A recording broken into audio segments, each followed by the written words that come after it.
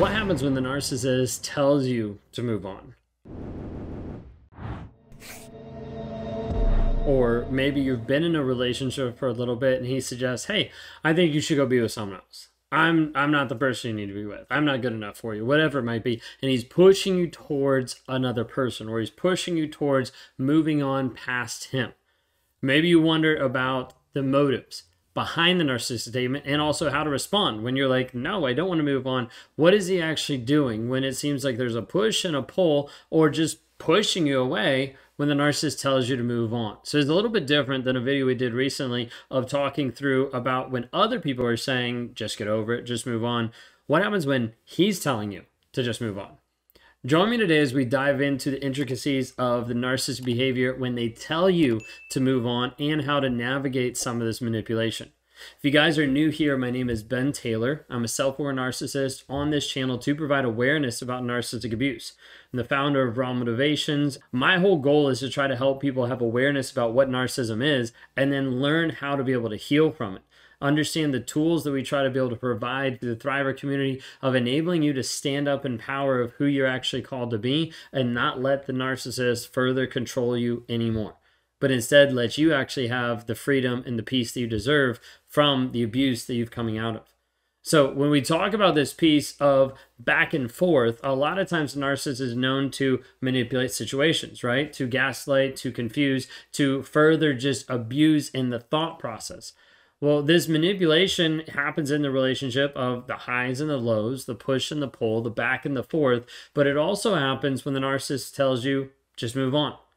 And so I want to first talk about understanding narcissistic motives underneath this. So you have a narcissist that tells you, move on. It's not because they're like, oh, I realize that I'm an abusive asshole and you should actually move on and not be with me because of me. No, that's not what they're looking at. It's not driven out of a genuine concern for your well-being. Instead, a lot of times this is a manipulation tactic, making you, getting to a place of still having control over you and helping trigger you. So all narcissism is trying to trigger the other person into compliance or trigger them into a reaction, but to trigger you to maintain control over you, but to trigger feelings of doubt or provoke a reaction that feeds their ego. So a narcissist might be saying like, oh, you should just leave, you should just move on, you should go to someone else. It might be a piece of just trying to trigger you to make you think like, well, they're saying that I should leave. Maybe there's something wrong with me. Like, well, no, I don't want to leave because I love you, because I care about you. And it starts this back and forth dynamic that the narcissist realizes like, hey, I can push this person farther. Like I can abuse this person more. It might also just get a reaction. A lot of narcissistic supply is not based on how much you love that person or even how much attention you pay to that person, but it's the reaction they get from you. And so it could even be a ploy to be able to get a reaction from you to still feel in control over you. Think of it this way. You might be in an argument and the guy in your life, he's like, hey, you just need to move on. And it's been right after a disagreement, after this like tense emotional time, and it's there as an attempt to invoke this sense of insecurity and doubt about your own feelings and your own actions. Maybe you're already at the place where you're like, yes, I need to leave, I need to get out of here. And he's like, yeah, I think you should move on. And then you're like, wait. And it starts to provide this like opportunity for him to start getting into your head. Now, when a narcissist gets into your head, there's a couple different ways that this happens. One of the most popular ways that narcissists will mess with your reality, mess with your head, mess with your mindset is through gaslighting. Gaslighting and having you believe an alternate version of reality, a different story, a different belief, a different thought process. And they might use some of these phrases as a form of gaslighting to make you question the validity of your emotions and the validity of your experiences. You might be thinking, oh, this is an abusive person that's going to trap me and keep me forever. And he's like, no, I think you should move on. And you're like, wait a second, you don't even care that I'm leaving? Like, there's so many different nuances of it, but it can be to try to doubt your reality and the things that are happening in the relationship. Okay? Sometimes it's just to invalidate you, to make you feel like your opinion, your thoughts, your feelings don't matter. Now, with this, it's done to undermine your confidence and control the narrative. Think of it this way. If a narcissist lets you leave, a narcissist says, yeah, I think you should move on, then he's going to take that story to other people and be like, yeah, she just wasn't happy here, so I told her to go. He's going to use different phrases to try to make you look like the bad person and himself look like the good person.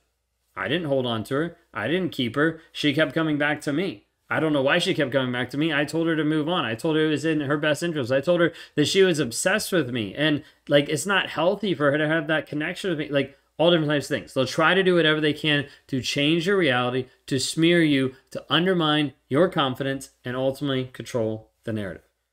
You see, for a narcissist, the whole goal is let me control the narrative. Let me make sure that you know and respond to certain things. You act and respond a certain way, and that other people think certain things about me.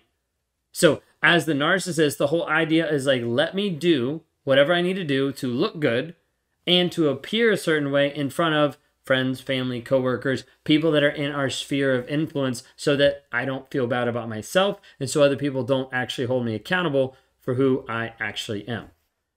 So think of it this way. Like, you might be saying like, hey, I feel like I need to leave, or I feel like I'm really concerned about how you're showing up, about your behavior, of how you're being aggressive, of how you're being responding to this. And he's just dismissive. Like, being like, you know what? If you don't like it, you can just move on. Then it makes you think in the moment that it's downplaying your concerns. Like, if it was a big deal, he actually would consider it. If it was a big deal, he might actually have a difference of opinion or change his actions. But instead, it just seems like, okay, you don't like it, move on. And then you're left like, okay, maybe I'm making a big deal out of it. Maybe I'm making a mountain out of a molehill. Okay? And so in doing this, the narcissist will invalidate the emotions that you're feeling, invalidate the things that you're thinking, and leave you in a place of distress, confusion, frustration, and then ultimately you typically start to beat yourself up.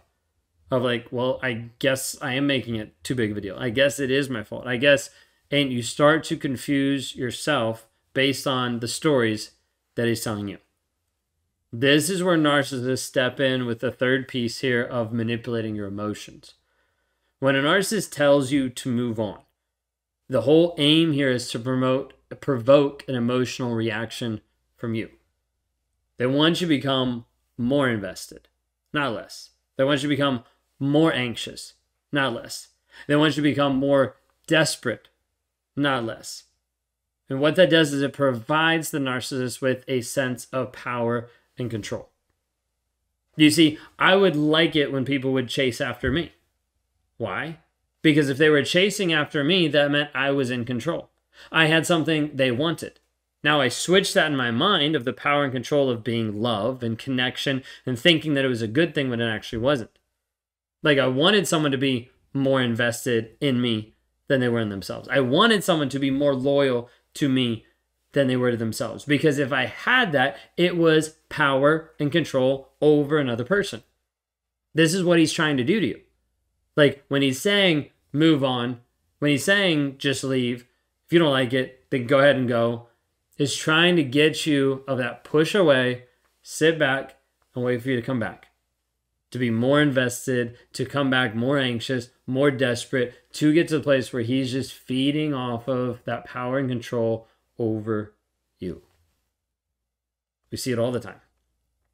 This is how he breaks up with you, tells you to move on, you feel crazy, and you keep coming back to him over and over and over again. You're like, this doesn't make sense. I don't even want to be with him, but I still love him and I still care about him and I still want to interact with him. And all of a sudden you're down the road of being stuck in a toxic trauma bond that has this addictive quality. And every time you're away from him, you have these withdrawals. Every time you're away from him, you're like, I don't know what to do. I miss this. And you start to pain shop. You start to stalk social media. You start to go back and forth. All of it because he's got you under his control. Think of it this way, like you might have your partner suggest, you know what, I think you should move on. Knowing that when he says that, it's going to trigger a fear of abandonment and prompt you to actually seek validation from him. Emotional manipulation. Ultimately, what the narcissist is trying to do is to further trap you, to further lock in the kill, to further lock you into the relationship of like, if I can trigger you, I can control you. I'm going to trigger you so you stay. I'm going to trigger you so you come back. I'm going to trigger you so you get afraid that I'm going to leave you first. And as a result, you're going to continue to stay. The narcissist is trying to keep you trapped. Like on any aspect, the narcissist is trying to keep you trapped in and out of the relationship, mentally, emotionally, trapped in your mind, whatever it might look like. He's trying to keep you trapped. What I want to tell you is you don't have to stay trapped anymore. You can be free from that mental, emotional entrapment.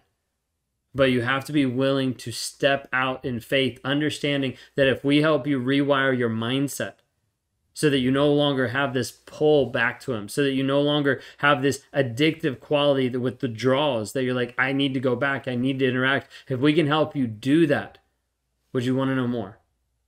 This is what we do inside of the challenge every single day, of walking people through a systematic approach to helping you break free of the trauma bond day to day to day. This is powerful and will help you grow, change, and develop.